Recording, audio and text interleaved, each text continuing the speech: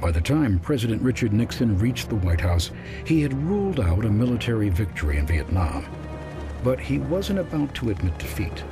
The new president promised to secure peace with honor and would demonstrate that the American war machine was far from finished. His point man on the war was National Security Advisor Henry Kissinger. Together, the two men led the nation through its final, painful chapter in Vietnam. At the core of the White House strategy was the policy of Vietnamization. What this really meant was that the United States was handing the war back to South Vietnam. American money and air support would continue, but U.S. ground troops would be withdrawn, and the burden of day-to-day fighting would shift to the South Vietnamese army. It would not end the war for the U.S., but it would end the most unpopular aspect of it.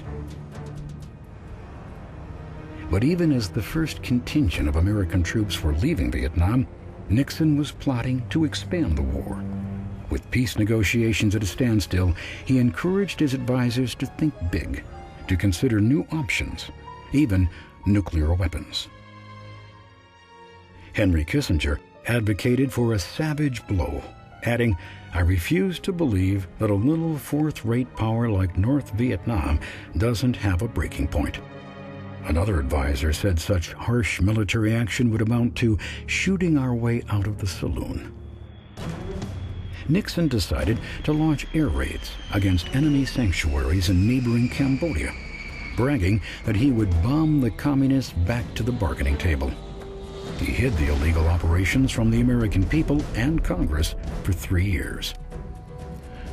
A year later, Nixon announced that American forces were invading Cambodia to seek out and destroy communist command and control centers.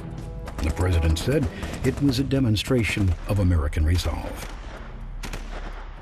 If, when the chips are down, the world's most powerful nation, the United States of America, acts like a pitiful, helpless giant, the forces of totalitarianism and anarchy will threaten free nations and free institutions throughout the world.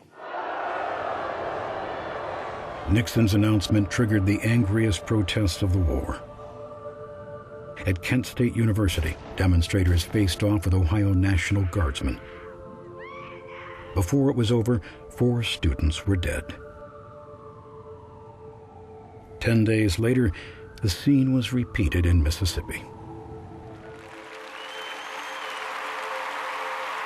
Richard Nixon had campaigned on the pledge to end the war and win the peace. But to the dismay of many Americans, he had extended the conflict into Cambodia and fanned the flames of dissent at home. Like 4 presidents before him, Nixon was stuck in Vietnam. No way to win, no way out, no way to save face.